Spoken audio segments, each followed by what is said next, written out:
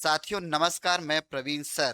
तो दोस्तों, super TET की क्लास में आज हम लोग पढ़ेंगे बाल विकास में सीखने के सिद्धांत एवं कक्षा शिक्षण के बारे में। जैसा कि आप जानते हैं कि सुपर टेट की वैकेंसी आने वाली है 11,500 और उस दृष्टि से यह टारगेट पेपर है, टारगेट क्वेश्चन पेपर है। इसको एक बार जरूर गहरी निगाह से जरूर पढ़िएगा, समझिएगा। और यह पेपर टारगेट बैच है, मैंने बता दिया कि यहाँ पे सीधे लिखा है क्वेश्चन पेपर। ठीक है, ठीक है। सबसे इंपॉर्टेंट क्वेश्चन पेपर कहीं नहीं मिलेगा ऐसा, मतलब हम जो आपको प्रश्न देंगे यहां से दावा भी है कि एग्जाम में फंसेगा। जैसा कि 2017, 18 और 19 वैकेंसी में आपके सुपर टेट में यहां से क्वेश्चन आए भी हैं इस टॉपिक से। अर्थात टॉपिक का नाम क्या है? सीखने के सिद्धांत एवं कक्षा शिक्षण। तो चलिए स्टार्ट करते हैं भैया। आज की सुपर टेट की क्लास में, सीडीपी की क्लास में बेहद शानदार प्रश्नों का श्रृंखला, सीखने के सिद्धांत तथा कक्षा शिक्षण में इनकी व्यवहारिक उपयोगिता एवं प्रयोग। मतलब जो सीखने के सिद्धांत हैं कक्षा शिक्षण में, यह टॉपिक है। सुपर टेट के सिलेबस में देखेंगे तो ये आपको टॉपिक मिलेगा। ठीक है, तो चलिए स्टार्ट करते हैं और बहुत ही महत्वपूर्ण प्रश्नों की श्रृंखला ये होगी। चलिए पहला प्रश्न हम लोग का स्टार्ट करते हैं भैया। पहला प्रश्न है आपका, करा कि अधिगम किस प्रकार की प्रक्रिया की श्रेणी में आता है? शैशवावस्था से किशोरावस्था तक चलने की प्रक्रिया, बाल्यावस्था से किशोरावस्था तक चलने की प्रक्रिया, शैशवावस्था से प्रौढ़ावस्था तक चलने की प्रक्रिया, जीवन पर्यंत चलने की वाली प्रक्रिया है। तो ध्यान रखिएगा भैया, सीखने की जो प्रक्रिया होती है वो जीवन पर्यंत होती है और जहां से हम जन्म लेते हैं वहां से ही सीखना स्टार्ट हो जाता है। जैसा कि आप अगर पियाजे को पढ़ेंगे तो पियाजे ने कहा कि बच्चा जन्म लेने के बाद उसकी जो सेंसरी स्टेज होता है वहां से उसकी सीखने की प्रक्रिया स्टार्ट हो जाती है और जीवन पर्यंत चलता है। तो यहाँ पे राइट आंसर हमारा क्या हो जाएगा? राइट आंसर हमारा क्या हो जाएगा? राइट आंसर क्या हो जाएगा? जीवन पर्यंत चलने वाली प्रक्रिया है। सीखने की जो प्रक्रिया है अधिगम, वो जीवन पर्यंत है। अधिगम मतलब सीखना, इसको इंग्लिश में हम लोग लर्निंग बोलते हैं। यहां से एक प्रश्न आपको फिक्स है, फंसेगा। चलिए दोस्तों चलते हैं। करा कि एक अल्पवयस्क बच्चे के सीखने के प्रक्रम में अभिभावक की भूमिका किस प्रकार की होती है? अग्र सक्रिय, निर्देशक, परामर्शदाता, नियंत्रण करता। सबसे बड़ी बात यह है कि अगर कोई गार्जियन है और अपने बच्चे को पढ़ाना चाहता है तो जाहिर सी बात है भैया कि वो सक्रिय रहेगा, तभी हो सकता है। क्योंकि आजकल के बच्चे ना पढ़ने वाले कहाँ हैं, वो तो मोबाइल लेके गेम देखने वाले हैं ना। उनको मोबाइल दे दीजिए और बच्चा का हाँ पढ़ा थे, पढ़ रहे हैं, अच्छा लिख रहे हैं, कार्टून दिखा दो। तो यहाँ पर शिक्षक, सॉरी, अभिभावक की जो भूमिका है वो अग्र सक्रिय हो जाएगा। अग्र सक्रिय नहीं हुआ तो बच्चा को पढ़ा नहीं पाएगा। राइट आंसर हमारा क्या हो जाएगा? अग्र सक्रिय हो जाएगा। चलिए नेक्स्ट प्रश्न है, करा कि बच्चों में सीखने की प्रक्रिया का विकास किस प्रकार होता है? पुस्तकें पढ़कर, परिचर्चा करके, प्रश्न पूछकर, ये सभी। तो बिल्कुल बच्चा पुस्तक पढ़ के भी सीखता है। घर में देखेंगे अगर फैमिली बैठा है तो वहां पर परिचर्चा करके भी सीखता है, प्रश्न पूछता है। पूछता है रोटी क्यों फूलती है मम्मी? चंदा मामा, चंदा मामा है तो वहां क्यों है? कभी मिठाई क्यों नहीं लेके आते हैं? गाड़ियां कैसे चलती हैं? ये ढेर सारे प्रश्न बच्चे के आते हैं। सॉरी। तो बच्चा प्रश्न पूछकर भी सीखता है। राइट आंसर हमारा क्या हो जाएगा? डी हो जाएगा। मतलब बच्चा पुस्तकें पढ़कर भी सीखता है, परिचर्चा करके भी सीखता है, प्रश्न पूछकर भी सीखता है। वेरी वेरी इंपॉर्टेंट प्रश्न होगा ये, देखिएगा। D is the right answer हो जाएगा। चलिए नेक्स्ट प्रश्न है, कह रहा है कि एक अच्छे अध्यापक में कौन सा विशिष्ट गुण होना चाहिए? व्यवहार निर्धारक? नहीं भाई, अब बच्चे का व्यवहार निर्धारक करेंगे। कह रहा है कि पर्यवेक्षण का कार्य, का है भाई? अब देख रेख खाली करेंगे, ऑब्जर्व खाली करेंगे। कह रहा है कि सीखने के लिए प्रेरित करने का, बिल्कुल। अगर शिक्षक मोटिवेटर के रूप में काम नहीं करेगा तो दिक्कत हो जाएगी। इसलिए शिक्षक को हम मोटिवेटर के रूप में देखते हैं, नेतृत्वकर्ता के रूप में, फैसिलिटेटर, सुविधा प्रदाता के रूप में देखते हैं। समस्या समाधान करता भी होगा, लेकिन जब ये ऑप्शन दे दिया है भैया तो इस ऑप्शन का महत्व तो खत्म। और राइट आंसर हमारा क्या हो जाएगा? सीखने के लिए प्रेरित करने के रूप में विशेष गुण होना चाहिए शिक्षक में, और आज के समय में तो एकदम मोस्टली है। चलिए नेक्स्ट प्रश्न है, करा कि सीखने की प्रक्रिया में विद्यार्थी द्वारा की गई त्रुटियों के संबंध में एक सर्वमान्य सत्य कथन बताइए। चलिए राइट आंसर क्या होगा देखते हैं। करा त्रुटियां सीखने में बाधक, बिल्कुल गलत। करा है कि त्रुटियां अधिगम प्रक्रिया का भाग हैं। करा है कि त्रुटियां सीखने में अवरोध कार्य करती हैं, बिल्कुल गलत। करा है कि त्रुटियां सीखने में सहयोगी हैं, देखिए त्रुटियां सीखने में सहयोगी, त्रुटियां अधिगम प्रक्रिया का एक भाग है। अब ये भी कंफ्यूज कर दिया, लेकिन ध्यान रखिएगा त्रुटियां भी या गलती सीखने का हिस्सा है। गलतियों से सीखते हैं हम, गलतियों से सीखते हैं, इसलिए त्रुटियां सीखने का हिस्सा है, भाग है। Very very important. Right answer क्या हो जाएगा? बी हो जाएगा। चलिए नेक्स्ट प्रश्न है, कह रहा है कि सीखने की प्रक्रिया को प्रभावित करने वाले व्यक्तिगत कारक क्या है? व्यक्तिगत कारक मतलब खुद का, इन्वायरमेंटली नहीं, खुद का, बाह्य कारक नहीं, व्यक्तिगत। तो कह रहा है कि पूर्वाग्रह, परिपक्वता एवं आयु, समाज एवं शिक्षक, रीति रिवाज। क्या सही होगा?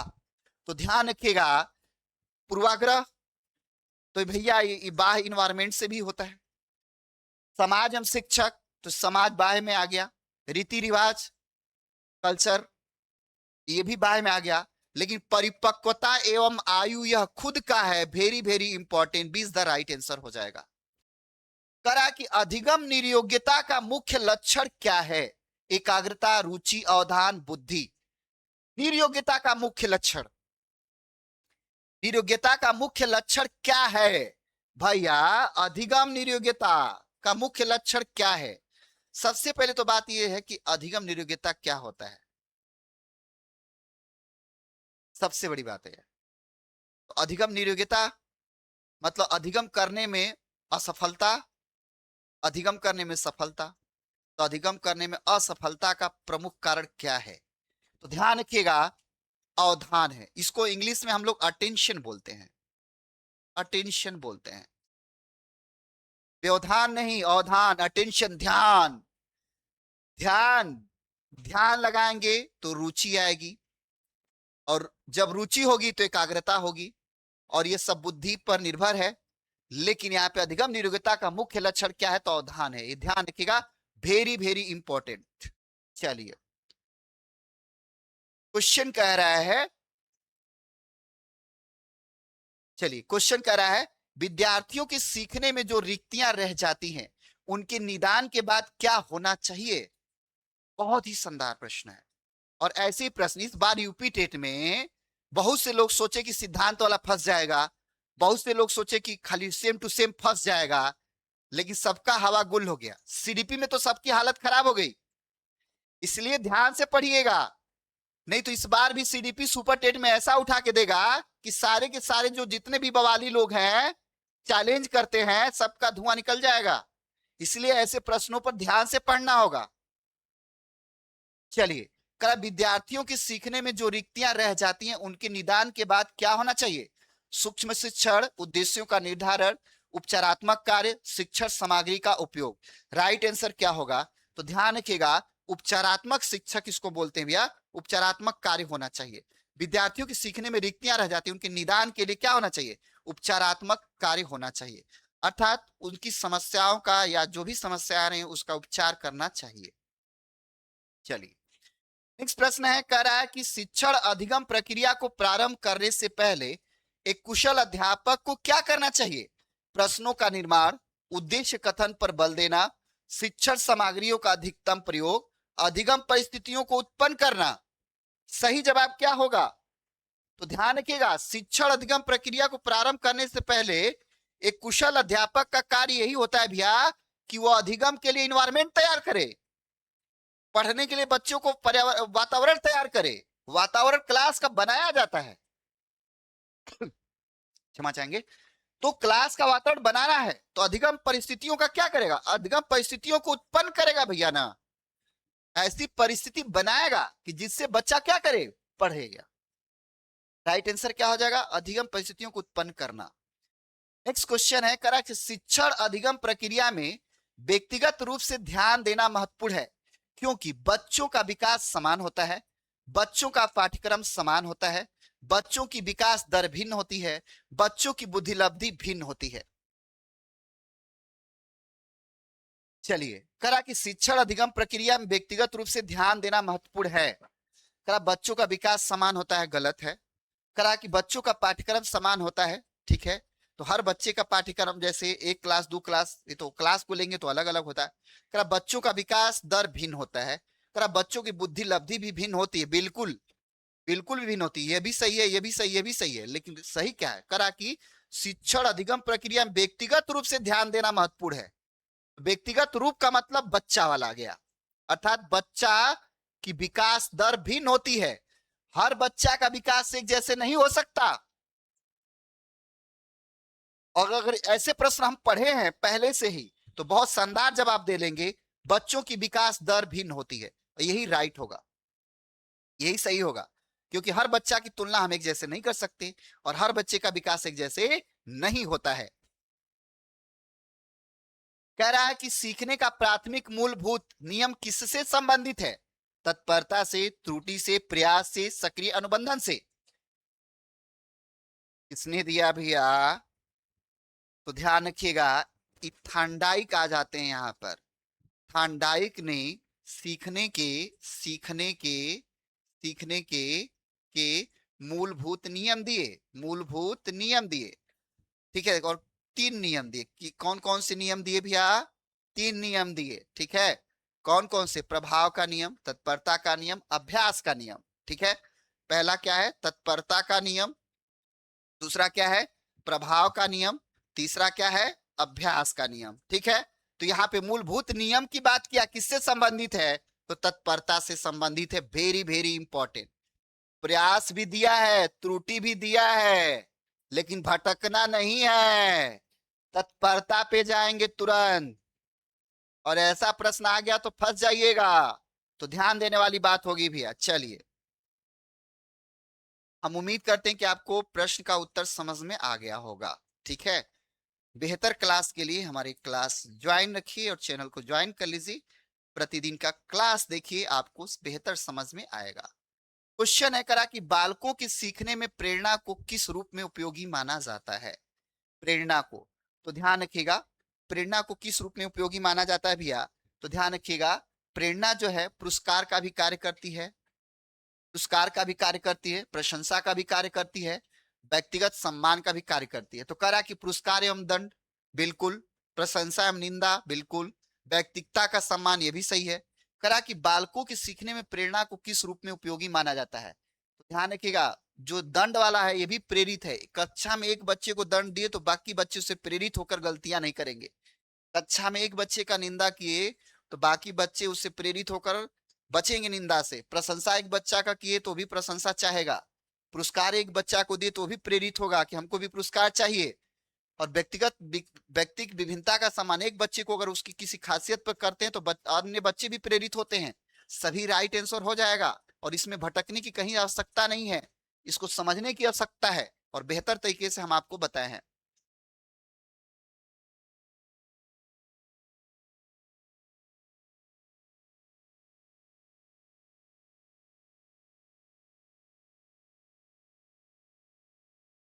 चलिए, नेक्स्ट क्वेश्चन है, करा कक्षा में विद्यार्थियों को सीखने के लिए प्रेरित करने में किस युक्ति का प्रयोग नहीं किया जाना चाहिए? पुरस्कार देना, विद्यार्थी की बातों को समर्थन देना, क्षमा चाहेंगे, अत्यधिक प्रशंसा करना, निंदा करना।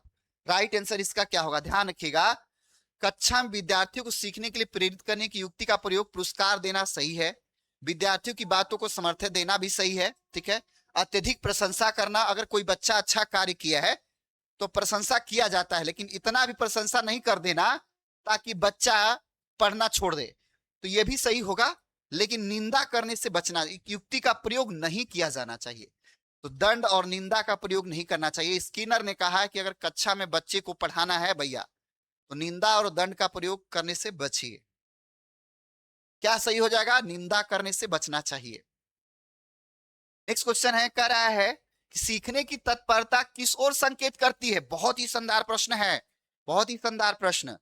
सीखने की तत्परता किस ओर संकेत करती है? भावात्मक स्तर पर, संज्ञानात्मक स्तर पर, क्रियात्मक स्तर पर, संवेगात्मक स्तर पर।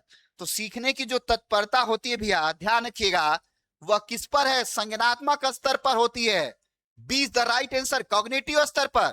क्योंकि हम बुद्धि से और यहां से मेंटली रूप से सक्रिय होते हैं, तब तत्पर होते हैं। राइट आंसर संज्ञानात्मक स्तर हो जाएगा। क्वेश्चन है करा कि जब पूर्व अधिगम नई स्थितियों के सीखने को बिल्कुल प्रभावित नहीं करता तो यह क्या कहलाता है?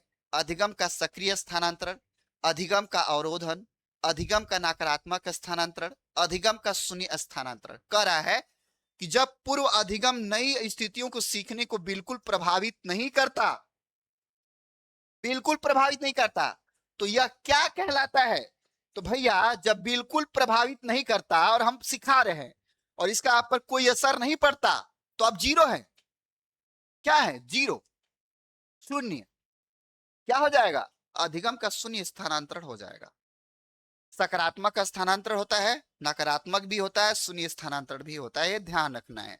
ठीक है, एक पक्षीय स्थानांतरण, द्विपक्षीय स्थानांतरण भी होता है। ठीक है, चलिए नेक्स्ट क्वेश्चन है, कह रहा है कि बाल केंद्रित, कह रहा है कि बाल केंद्रित कक्षा में बच्चे सामान्यतः कैसे सीखते हैं? केवल वैयक्तिक रूप से, केवल सामूहिक रूप से, वैयक्तिक और सामूहिक दोनों रूप से, उपरोक्त में से कोई नहीं। तो भैया ये ध्यान रखिएगा कि जब भी कक्षा बच्चों की होती है और वो भी बाल केंद्रित कक्षा में अगर आप हैं, सॉरी, वो भी आप बाल केंद्रित कक्षा में हैं,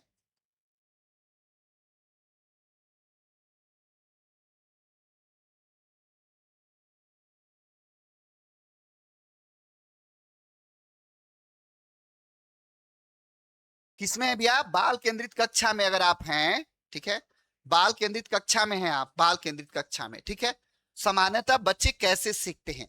तो ठीक है, ध्यान रखिएगा कि इसमें बच्चे जब एक साथ होंगे तो कुछ अपने से सीखेंगे, कुछ पड़ोस से देख के सीखेंगे, कुछ तीसरे से देख के सीखेंगे।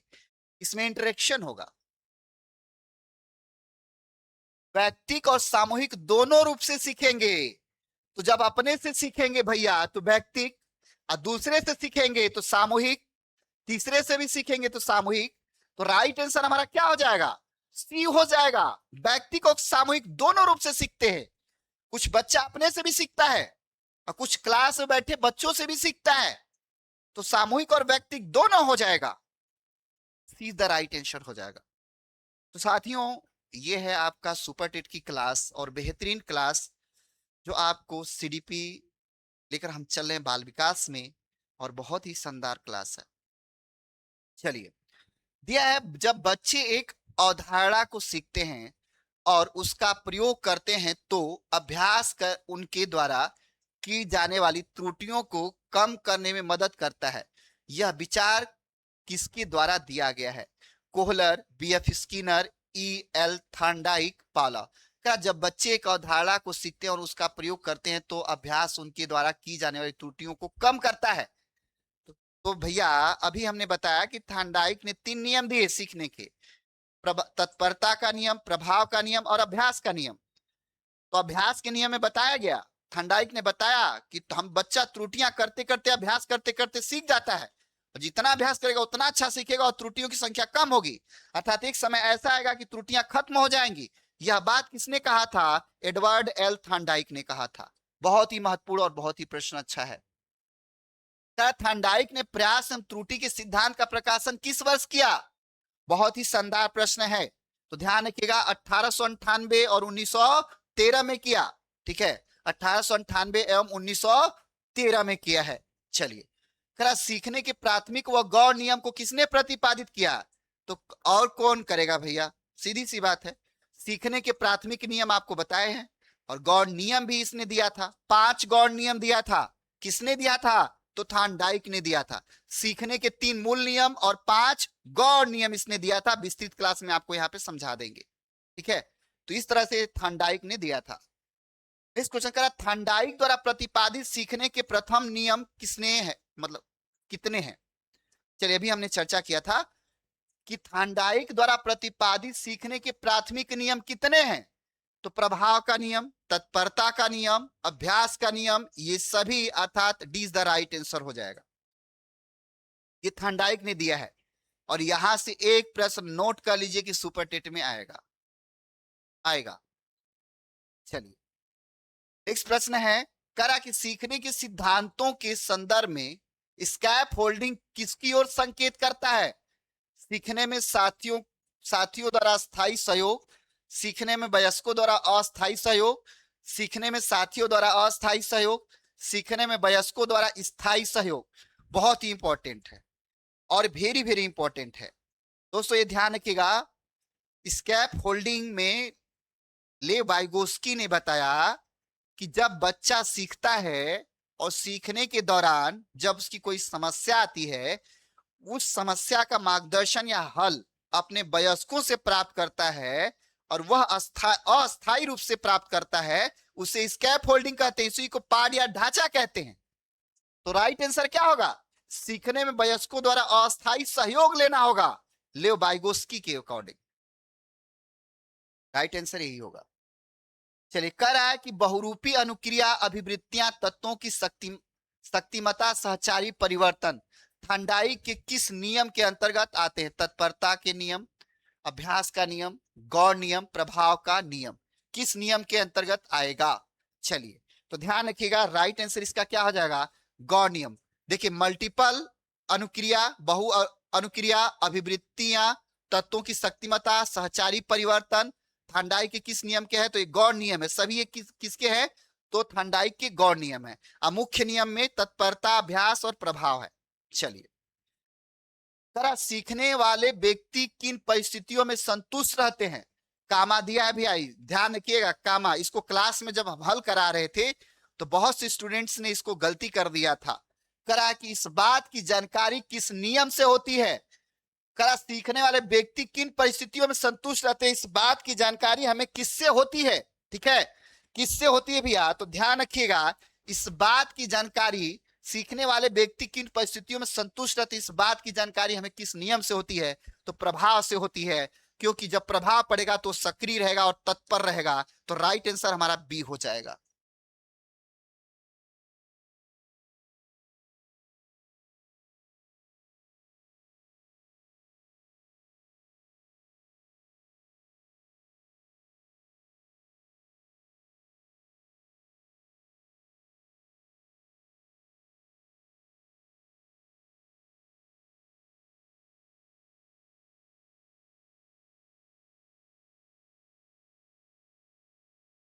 चलिए, जरा अभ्यास करने से उद्दीपन तथा अनुक्रिया का संबंध मजबूत होता है, यह कौन सा नियम है? प्रभाव का नियम, तत्परता का नियम, गौर नियम, अभ्यास का नियम। 24 क्वेश्चन है, तो ध्यान रखिएगा। करा कि अभ्यास करने से उद्दीपन तथा अनुक्रिया का संबंध मजबूत होता है। तो जब भी यहाँ पे अभ्यास का नाम ले लिया भैया, जब अभ्यास का नाम ले लिया है तो इसका संबंध किससे हो जाएगा? तो अभ्यास के नियम से हो जाएगा। बहुत शानदार और आसान क्वेश्चन है। ठीक है, चलिए, उत्तर राइट आंसर हमारा क्या हो जाएगा? डी हो जाएगा। करा व्यवहार करना पक्ष, करा व्यवहार का करना पक्ष में आता है सीखने के संज्ञानात्मक क्षेत्र में, सीखने के अभ्यास क्षेत्र में, सीखने की क्रियाशीलता क्षेत्र में, सीखने के परिणाम क्षेत्र में। राइट आंसर इसका क्या होगा? तो ध्यान रखिएगा, व्यवहार करना किस पक्ष में आता है? व्यवहार करना, तो जब भी हम व्यवहार करते हैं भैया तो हमारे में अंदर क्रियाशीलता होती है, सक्रियता होती है। और क्रियाशीलता और सक्रियता जब आपकी बनी रहती है तो आप वहां पे सीखने के लिए क्या होते हैं? क्रियाशील होते हैं। सीखने के लिए क्या होते हैं भैया? क्रियाशील होते हैं। राइट आंसर आपका क्या हो जाता है? सीखने की क्रियाशीलता होगी। वेरी वेरी इंपॉर्टेंट, बहुत ही महत्वपूर्ण है। करा कि अधिगम क्षमता किससे प्रभावित नहीं होती? किससे प्रभावित नहीं होती? आयु से नहीं होती, अभिप्रेरणा से नहीं होती, परिपक्वता से। देखिए, आयु से होती है, परिपक्वता से होती है, अभिप्रेरणा से भी होती है, लेकिन राइट आंसर हमारा क्या हो जाएगा? डी। राष्ट्रीयता से हमारा क्या मतलब है? अधिगम क्षमता और राष्ट्रीयता से क्या मतलब भैया? तो राइट आंसर हमारा डी होगा। नहीं दिया है कि प्रभावित नहीं होती, तो राष्ट्रीयता से नहीं होती है। तो राइट आंसर हमारा डी हो जाएगा। करा सीखने के नियम प्रतिपादक थे, करा है सीखने के नियम के प्रतिपादक कौन थे? Guilford, B F Skinner, Thorndike, Jean पियाजे। तो हम सीधे जानते भी है कि सीखने का नियम किसने दिया था? तो थॉर्नडाइक ने दिया था। किसने दिया था? तो थॉर्नडाइक ने दिया था 1898 में, और 1913 में इन्हें दिया था। इनकी पहली पुस्तक थी एनिमल इंटेलिजेंस और एजुकेशन फर्स्ट। ठीक है, चलिए। यह बालक में भय, प्रेम एवं घृणा के भाव आसानी से किस घटक से उत्पन्न किए जा सकते हैं? चरित्र निर्माण से, सामाजिकता के निर्माण से, कल्पनाओं के निर्माण से, स्वभाव निर्माण से। तो ध्यान रखिएगा, जब भी ऐसे प्रश्न आएगा, जब भी ऐसे प्रश्न आएगा भैया, तो ध्यान रखिएगा, बालक में भय, प्रेम, घृणा के भाव आसानी से किस घटक से उत्पन्न किए जाते हैं? तो स्वभाव निर्माण से। किससे किए जाते हैं? तो स्वभाव निर्माण से किए जाते हैं। चलिए नेक्स्ट प्रश्न पे चलते हैं। चलिए, करा कि मानसिक एवं संवेगात्मक रूप से अस्थिर बालकों के उपचार में कौन सा सिद्धांत प्रभावकारी साबित होता है? मानसिक एवं संवेगात्मक रूप से अस्थिर बालकों के उपचार में, मतलब जो बच्चा मानसिक रूप से अस्थिर हो, जैसे पागल टाइप का हो, बड़बड़ाता हो, मानसिक विचलन हो, उसमें स्थिरता नाम की कोई चीज नहीं हो, उसका व्यवहार असामान्य हो, इन बच्चों के लिए कौन सा सिद्धांत लागू होता है?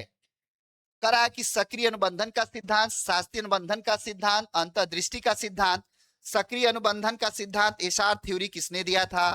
तो एसआर थ्योरी थॉर्नडाइक ने दिया था। शास्त्रीय अनुबंधन पावलोव ने दिया था और अंतर्दृष्टि का सिद्धांत कोहलर ने दिया था। ठीक है, तो यहाँ पे आपका जो दिया है भैया, ये मैस्लो ने दिया है मनोविश्लेषणात्मक, ये आपका दिया है शास्त्रीय अनुबंधन सिद्धांत पावलोव ने। शास्त्रीय अनुबंधन पावलोव ने शास्त्रीय अनुबंधन सिद्धांत में यह बताया कि हम इसमें मानसिक रूप से विक्षिप्त बालकों या पागलों को भी ठीक किया जा सकता है।